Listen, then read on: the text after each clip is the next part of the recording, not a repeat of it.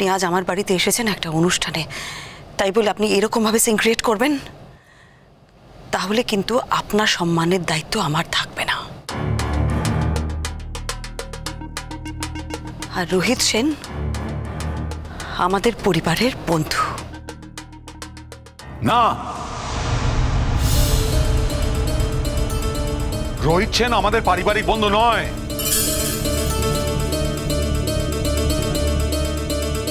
পরিবার বলতে তুমি সেনগুপ্ত পরিবার যদি বলো, রোহিত সেন আমাদের পারিবারিক বন্ধু নয়। রোহিত সেন তোমার ব্যক্তিগত বন্ধু, তোমার কলেজ জীবনের বয়ফ্রেন্ড।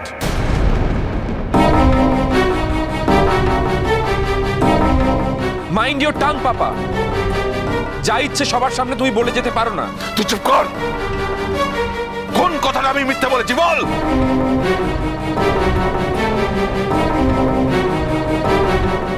অনিন্দ, আমার মনে হয় তোমার এই ঝামেলাটার মধ্যে জড়ানো একদমই উচিত না। আর তাছাড়া প্লিজ মানে কি আর মনের অবস্থাটা একটু বোঝার চেষ্টা করো। এই অবস্থাটা তৈরি করা হয়েছে, এই যে সিচুয়েশনটা ক্রিয়েট করা হয়েছে, আর যারা এই সিচুয়েশনটা ক্রিয়েট করেছে তাদেরকে কিন্তু দাম দিতে হবে। আমার মাকে দাঁড় করিয়ে ডেলিভারেটলি অপমান করা হচ্ছে, এটা কিন্তু কিছুতেই মেনে নেব না আমি। কিয়া, শোনো প্রত্যুষ, তোমার মাকে যদি অপমান করা হয়ে থাকে না, তাহলে তোমার মাও কিন্তু 1000 গুণ বেশি অপমান করেছে, এটা নিশ্চয়ই মেনে নেবে।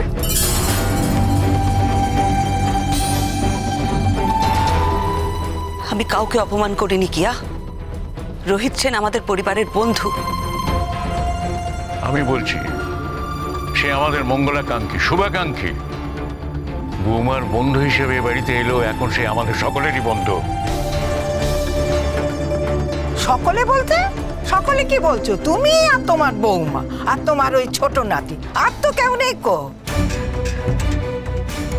খবরদার, তোমার মুখে একটা বাজে কথা আমি শুনতে চাই না। আমাদের পরিবারের শুভাকাঙ্ক্ষী হলো রোহিত সেন, সকলের শুভাকাঙ্ক্ষী। এ কথা আমি বারবার বলেছি, এখনো বলছি। শুনুন, আমার পরিবারে কে আসবে, কার সাথে আমি সম্পর্ক রাখবো, কাকে আমি মর্যাদা দেব, সেটা বোধহয় শুধুমাত্র আমি ঠিক করব। আপনি আমাদের পরিবারের অভিভাবক নন। এত কথা আপনি কেন বলছেন? দয়া করে সে কথাটা একটু মনে রাখবেন। আপনার মেয়ের যদি কোনো অসুবিধা থাকে না, সে আমার ছেলেকে নিয়ে অন্য জায়গায় গিয়ে থাকতে পারে, আমার তাতে কোনো আপত্তি নেই।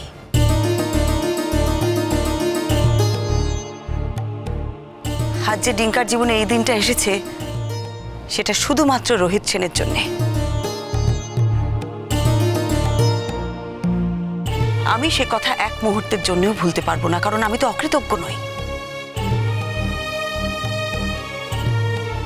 সেদিন আপনাদের বাড়িতে আমার শরীর খারাপ হয়ে গেছিল, আমার মাথা ঘুরে গেছিল, আমি পড়ে যাচ্ছিলাম, তাই জন্য রোহিত সেন আমাকে ধরে নিয়েছিলেন।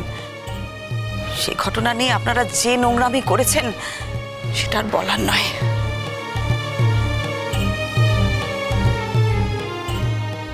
আজ আবার আমাকে অপমান করছেন, আর শুধু আমাকে অপমান করেই শান্ত থাকেননি, আপনারা রোহিত সেনকে পর্যন্ত অপমান করছেন। কত বড় সাহস আপনাদের! আজ এই বাড়িতে আপনাদের রোহিত সেনের সঙ্গে দেখা হয়েছিল বলে উনি আপনাদের সঙ্গে কথা বলছেন। অন্য কোনো জায়গায় দেখা হলে না, কথা বলা তো দূরের কথা, আপনাদের দিকে ঘুরেও তাকাতেন না। ওনার মতন মানুষকে আগে মর্যাদা দিতে শিখুন, তারপরে রোহিত সেনের সমালোচনা করবেন, বুঝেছেন?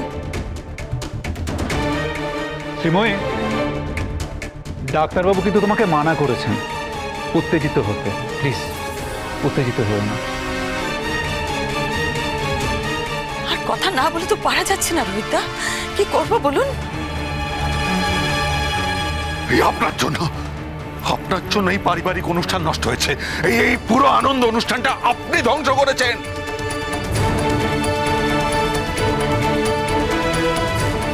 আপনার জন্য কুটুম বাড়ির লোকেরা অপমানিত হচ্ছে।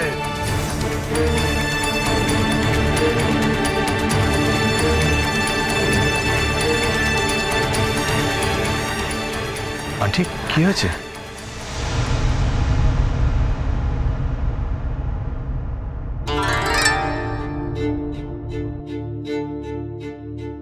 আরে সংকল্প, তুমি কখন এলে? এই তো একটু আগে। খুব চিৎকার চেঁচামেচি শুনতে পাচ্ছি, কি হয়েছে? কিছু না, ছোটখাটো ব্যাপার। কিন্তু ছোট ব্যাপারটাই তো অনেক বড় হয়ে দেখা দিচ্ছে।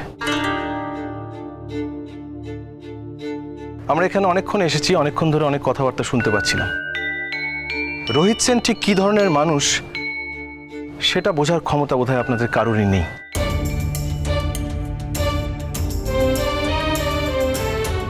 এই যে আপনি তখন থেকে অনেক আস্ফালন করছেন, আপনাকে একটা কথা বলে দিচ্ছি, রোহিত সেন সম্পর্কে কোনো কমেন্ট করার আগে অন্তত 100 বার ভাববেন আপনি।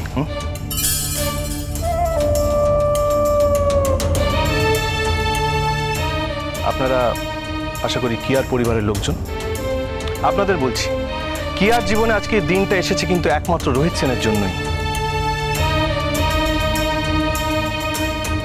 আজকে রোহিত সেন আমার কাছে পৌঁছেছিলেন এবং আমাকে সমস্ত খবরটা দিয়েছিলেন, তাই আমি জানতে পেরেছিলাম এখানে কি ঘটেছে। ভাবতেও পারছি না কিয়া, তোমার বাপের বাড়ির লোকেরা আন্টিকে ইনসাল্ট করার স্পর্ধা দেখাচ্ছে কি করে। অর্ণা, তুমি এখানে নিমন্ত্রিত, এত কিছু ভাবতে চাও না। জানি আমি নিমন্ত্রিত আজ, একদিন তো নিমন্ত্রিত ছিলাম না। সবকিছু বাদ দিয়ে না কিয়া, আন্টির সাথে আমার খুব সুন্দর একটা সম্পর্ক আছে। চিনি আমি আন্টিকে, জানি আন্টি কি করতে পারে, আর সেই আন্টিকে এখানে ডিমিন করা হচ্ছে, সেটা আমি মেনে নিতে পারবো না। নিঙ্কা, একজন মানুষকে নিয়ে কিয়ার বাড়ির প্রত্যেকের এত কেন সমস্যা বলতো? কি হলো? তুমি কাঁদছো কেন? তাকাও আমার দিকে। কেন কাঁদছো? কে ওরা মা? কেন কাঁদছো ওদের জন্য? অতিথি হয়ে আমাদের বাড়িতে এসেছেন তো, সামান্য সৌজন্যতা বোধ নেই। একদম কাঁদবে না ওদের জন্য। এই যে আপনি আমি একটু আগে কি জিজ্ঞাসা করছিলেন যে আপনাদের বাড়িতে অষ্টমঙ্গলা যাবো কিনা, তাই তো? আমি বললাম আমি ভেবে দেখবো। এখন বলছি ভাবার আর কোনো অবকাশ নেই। আমি অষ্টমঙ্গলা কেন কোনোদিনই আপনাদের বাড়িতে যাব না।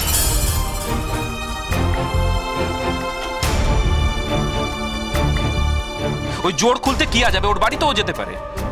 আমি কিন্তু আপনাদের বাড়িতে যাব না। আর আপনার পরিবারের সাথে আমার পরিবারের সব সম্পর্ক শেষ, অন্তত আমার দিক থেকে। এটা মনে রাখবেন, আর এটাই ফাইনাল।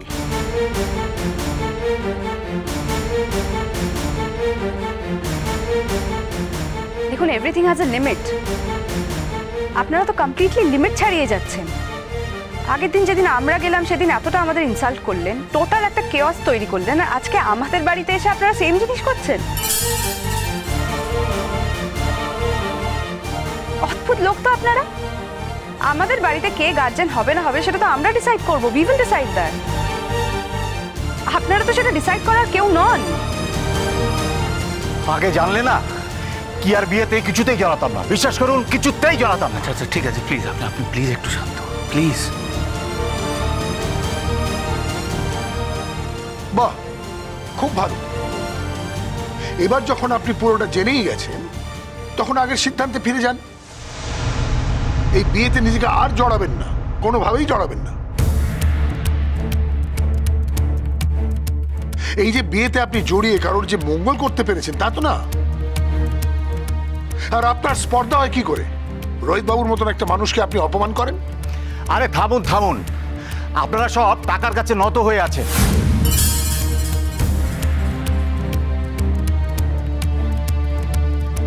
আমাদের টাকা নেই, আমাদের টাকার দরকার নেই, কিন্তু আমাদের মেরুদণ্ড আছে, আর সেটা সোজা। এক মিনিট। অনেকক্ষণ ধরে আপনাদের অনেক কথা শুনেছি। Now it's my turn. এবার আমি বলবো, আপনারা শুনবেন। পয়েন্ট বাই পয়েন্ট যাচ্ছি। টাকা টাকা থাকাটা কিন্তু অন্যায় নয়। টাকাটা কে কিভাবে রোজগার করেছে তার ওপর নির্ভর করছে ন্যায় অন্যায়। আমার কথা বলতে পারি, আমি গত 25 বছর ধরে দিনে 14 ঘন্টা করে সপ্তাহে 6 দিন ধরে পরিশ্রম করে এই টাকাটা রোজগার করেছি।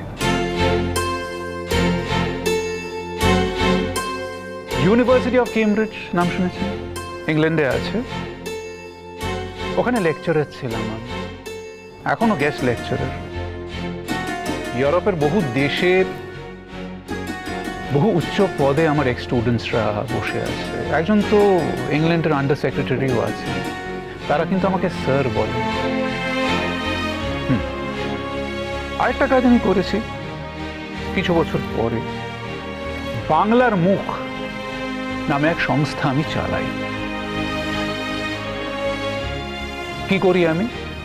বাংলা থেকে হ্যান্ডিক্রাফটস নিয়ে সেটা ইউরোপের বিভিন্ন দেশে, এমনকি আমেরিকাতেও বিভিন্ন স্টোরের মাধ্যমে বিক্রি করি।